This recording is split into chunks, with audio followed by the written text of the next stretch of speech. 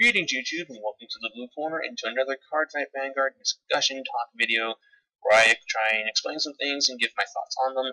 You guys really enjoyed the one that I did talking about Stride and G-Assist, so I'm back at it again, and this time we'll be going over Generation Break, which is basically Limit Break Redux, because that's really what it is. So Generation Break is an ability that pretty much every good card is going to have as of next year, and it's actually coming up really soon.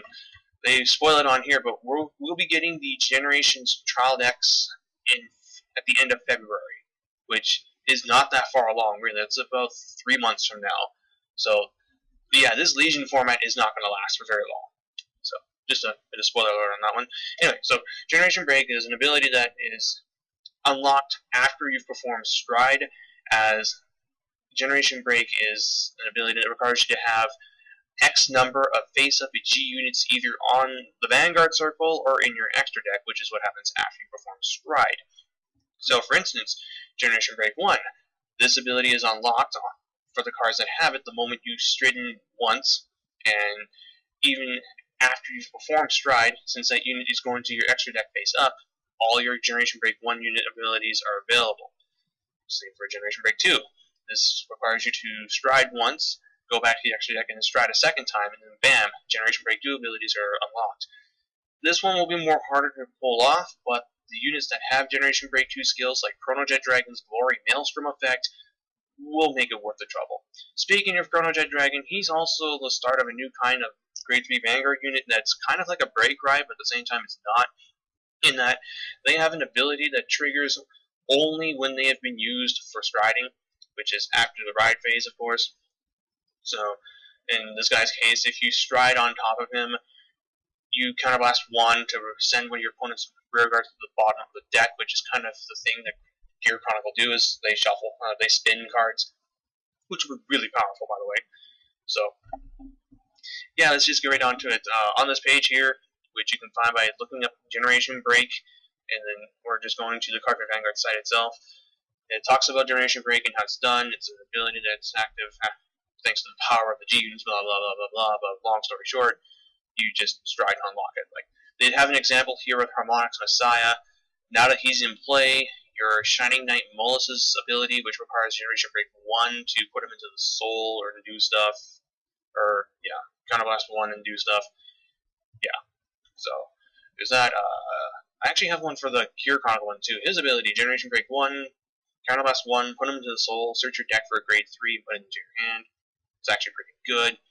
Twin Mazer Dragon, Generation Break 1, when this unit attacks, he gains 3k, so he becomes a 12k attacker for the Gear Chronicle clan, but as opposed to something like Sparkhorn Dragon, which is a sub-clan card only, this guy works in Gear Chronicle in general, but you need to be a Generation Break 1, so he's not going to be all that powerful until after your Grade 3 turn.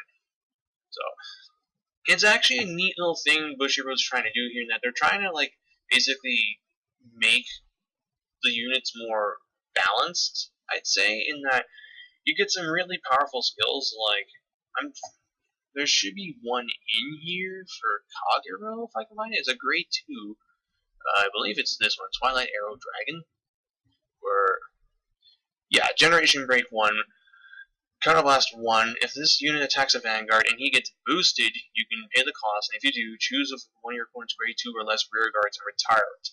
That's a really powerful skill, but it's only available after you perform Stride. So in the early game, he's not going to be doing a whole lot other than being a 9k beater. And this isn't restricted to just the Grade 2s and those zeros, like the Grade 1s and even the Grade 3s. I mean, Chronojet Dragon, Generation Blast 2, but a Glory Maelstrom. Like, I think it's a really neat concept, and eventually we'll get to the point where we'll have Generation Break 3 units that'll be really hard to pull off because they'll require you to have straightened 3 times in the game, but they'll be really, really, really powerful. But that'll be much later. For now, though, we are just getting some simple stuff here, and I like it. But I'm curious to see what your guys' thoughts are. What do you think about Generation Break? Do you think it's just basically them trying to do Limit Break again, but to make it easier to pull off, but at the same time, because they're giving it to Grade 2s, 1s, and other units, they're just trying to make the game a little less derpy? I guess it's kind of counterproductive when given the fact that striding can be really powerful, but I do like the fact that how they're trying to just give you more incentives to play with stride, because now we have not only striding with the triple drive check for the one turn in the big body, but now you get G assist, and then you get these powerful abilities that unlock themselves after you or during the turn you perform stride. I like it. Then again, I'm a fan of card games trying to change themselves in order to keep themselves interesting, and, well, Vanguard's doing it. For better or for worse, they're going to give it a shot. So, that's pretty much it. My thoughts on Generation Break, what it does, and give me your thoughts on it in the comments below. Until next time, this is Booster99, jacking out.